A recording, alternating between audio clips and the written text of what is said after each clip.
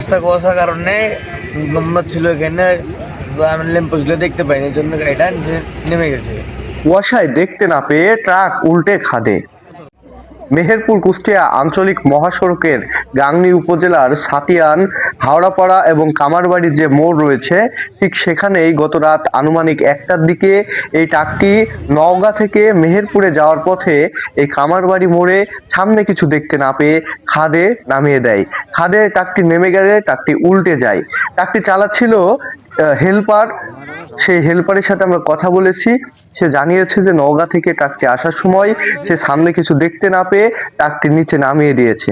এখন ট্রাকটি উপরে তোলার যে প্রক্রিয়া সেই কার্যক্রম চলছে এবং সকালবেলা করে কিন্তু উৎসুক যে জনতা রয়েছে সেই জনতা এই উল্টে যাওয়া ট্রাকটি দেখতে ভিড় জমিয়েছেন হাওড়াপাড়া এবং যে কামারবাড়ির মোড় রয়েছে সেখানে। এটি মেহেরপুর কুষ্টিয়া আঞ্চলিক মহাসড়ক।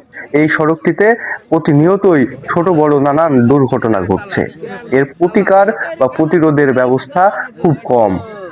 রাত্রে শুয়েছিলাম, দেখছি ছড়াম করে শব্দ। আমি মনে করছি চোরাই, যে আমার জাহাঙ্গীর চাচার দোকান, জাহাঙ্গীর চাচাকে বলে গেলাম দেখেন আপনার দোকানে চোরাইছে, শাটার নামাইনি শব্দ। বাড়ি এসে দেখছে যে না শাটার নামাইনি। পরে সকালে এসে শুনছি ট্রাক উল্টেছে।